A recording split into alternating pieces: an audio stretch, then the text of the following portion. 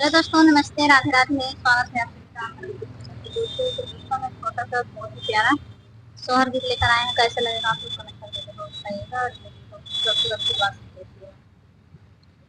ससुर जी चले हैं बाजरिया, खिड़किया रहे झांकत, खिड़किया रहे झांकता हो। ससुर हम चल भैया जरिया खेलौना लैके औ भाई, खेलौना लैके औ भाई हो। नाही तोरे गोदी में लालना नैहर में भाती जवाना, नैहर में भाती जवाई हो। बहुअर को किया मैं तू बाजिनिया, खेलौना खाऊ खेलबियू, खेलौना खाऊ खेलबियू।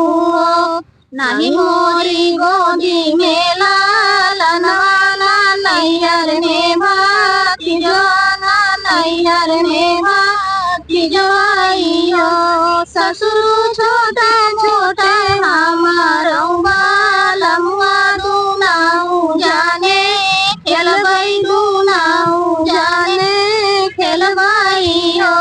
ससुर छोटा मोटा हमारो बालमुआ दुनाऊ जाने खेलबई, दुनाऊ जाने खेलबई हो। जेठवा जे चले हैं बाजरिया, मोहरवा राए देखत, मोहरवा राए देखत हो। जेठवा हमारा के लाया तू झूलनवा, झूलनवा हम झूलबई, झूलनवा हम झूलब हो। बोलिया त बोलियू मोरी भयहू बोलायू नाही जानियू, बोलायू नाही जानियू हो। भैया जाना मैं के रायू तू बाजिनिया, झूलनवा खाऊ झूलबियू, झूलनवा खाऊ झूलबियू हो। भाई हऊ जाना मैं के रायू तू बाजिनिया, झूलनवा खाऊ झूलबियू, झूलनवा खाऊ झूलबियू हो। जेठवा का बोली सुना रोवई कारजवा लागई, सालई कारजवा लागई सालाई हो। तिरिया पहुँची है शिवाजी के द्वारे, पाटा का सिरा रोवई, पाटा का सिरा रोवाई हो। तिरिया पहुँची है शिवाजी के द्वारे, पाटा का सिरा रोवई, पाटा का सिरा रोवाई हो। सावन कराही सोमा वरवाया उड़ा पारा, दोसवाया उड़ा पारा दोसवाई हो।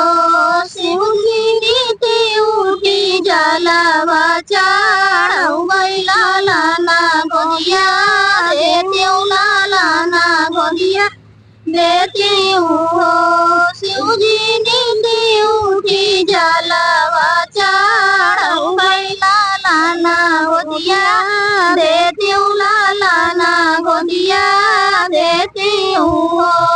इतनी बचना सुनई गौरा का शिव से यार करई, शिव से यार करई हो। प्रभु दैना देत्या गोदी में लालनवा, हमरा घूमा गई है तोहरा घूमा गई है हो।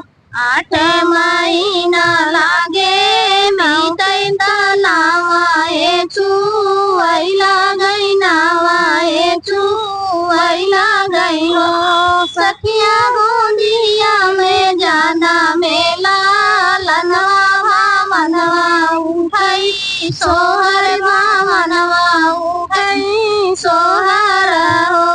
सखिया गोदिया में जाना मेला लनवा भावनवा उठई सोहर